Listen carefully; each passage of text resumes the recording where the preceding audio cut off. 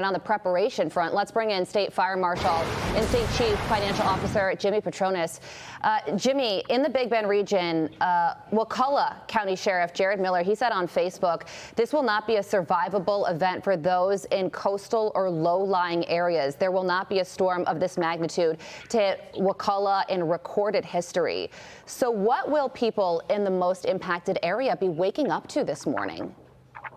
It's going to be bad.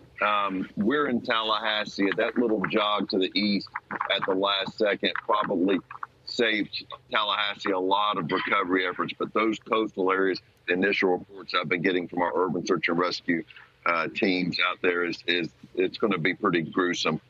When you have that type of storm surge coming across those low-lying areas, what has been recovered from the last two hurricanes is probably all going to be destroyed all over once again. Wow.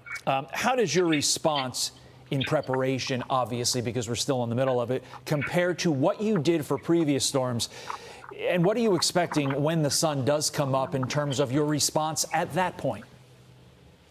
We brought about twice the number of personnel in place of urban search and rescue teams because of the size of this storm, the speed of this storm, because we didn't know where it could potentially make landfall when it was south of the Yucatan Peninsula. So we brought in teams from out of state where Hurricane Ian, for example, we brought in 1,600 urban search and rescue first responders. With this storm, we brought in 1,100. The state of Florida typically has on hand at all times almost 500. So we had to bring them in different places because this thing could go into Tampa, it could have gone into the same place it could have gone into Tallahassee or even Panama City. What about the people who lost their power, Jimmy? I'm sure that you have a lot of linemen ready to go to get that power back on, but when can they expect that to take place? So when talking to Duke Energy earlier this week, you got to think about the path of Idalia and Debbie.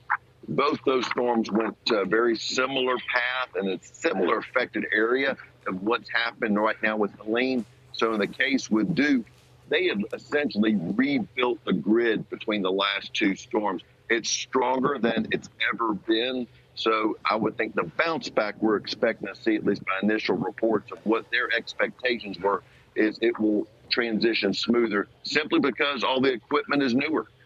You heard Carly S. Janis about the storm surge predictions yesterday at this time of 20 feet. You mentioned that you spoke with some of your crews that are doing damage assessments throughout the area. Obviously, we still have to wait until the sun comes up, but specifically with regard to the storm surge, what are you hearing from reports that you're getting from your teams around the state?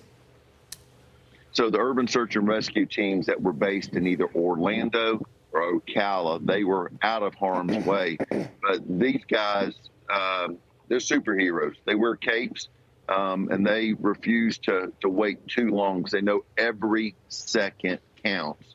So they literally went up underneath the storm to start to do advanced surveying of where the teams need to be placed. All these men and women need their rest to be able to do their job, but then there's just some out there that they're just so passionate about what they do. They live off of saving lives. As you can imagine, the adrenaline rush they get from putting somebody together with their family is something that this is why they sign up for the job.